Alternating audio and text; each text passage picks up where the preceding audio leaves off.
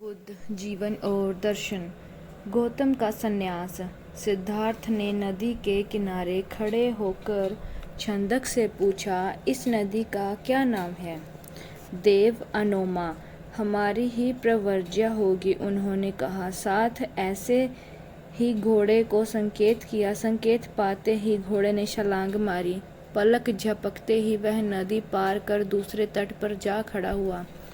सिद्धार्थ घोड़े की पीठ से उतरकर रुपहले रेशम जैसे नरम वस्त्र बालुका तट पर डालकर खड़े हो गए। छंदक से कहा, सौम्य छंदक, तुम मेरे वस्त्र तथा कंथक को ले जा, मैं प्रवर्जित होऊंगा।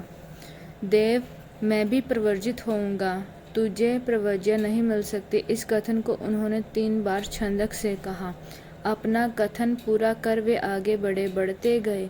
फिर घने वन के बीच पहुंच विचार किया, ये मेरे केश श्रमण भाव सन्यासीपन का योग्य नहीं है और यहाँ मेरे केश काटने योग्य कोई नहीं है, इसलिए अपने आप खड्ग से इन्हें काट रहा हूँ। ये विचार कर उन्होंने दाहिने हाथ से तलवार ली, बाएं हाथ से जूड़ा थामा और उसे काट डाला।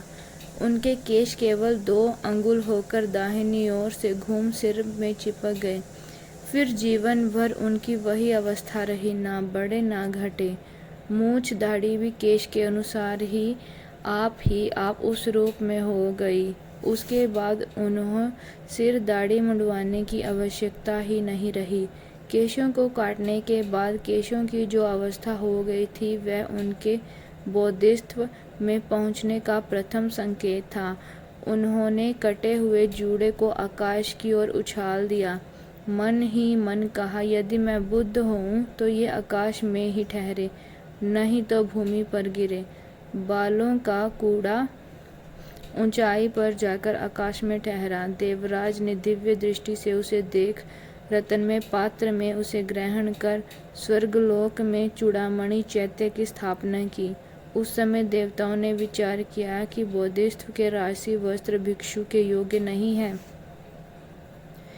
महाब्रह्मा ने दूत के मध्य से भिक्षु योग्य चीजें बुद्ध के लिए भेजी। देवदूत ने उन्हें समक्ष उपस्थित होकर कहा, योग में युक्त भिक्षु के लिए 3 चीवर, पात्र, उस्त्रा, सुई, काया बंधन, कमर में बांधने का वस्त्र और पानी छनने का वस्त्र, ये 8 वस्तुएं होती हैं। महाब्रह्मा द्वारा भेजे गए उपरोक्त 8 परिकारों को धारण कर बोधिसत्व आगे बढ़े।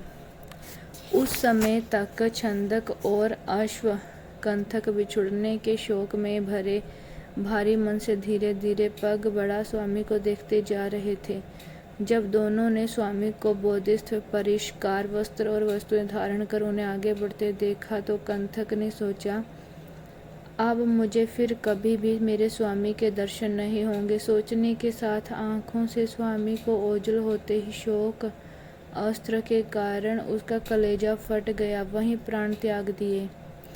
पाली ग्रंथ के अनुसार बोधिसत्व से विषों के शोक में प्राण त्यागने वाला कंथक देवपुत्र हो उत्पन्न हुआ।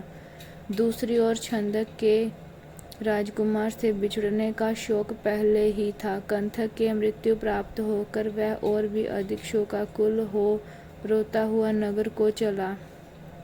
दूसरी ओर सिद्धार्थ आगे कुछ वर्षा तक कठिन तपस्या करके बुद्ध बने। बोधिसत्व प्राप्त कर वे 20,000 भिक्षुओं सहित कपिलवस्तु आए। संबंधियों से मिलन किया। फिर समुद्र नामक शेष श्रावती में जेतवन महाविहार दान में पाया। जेतवन महाविहार में रहते उस समय अनेकों जातक कथाएं कही।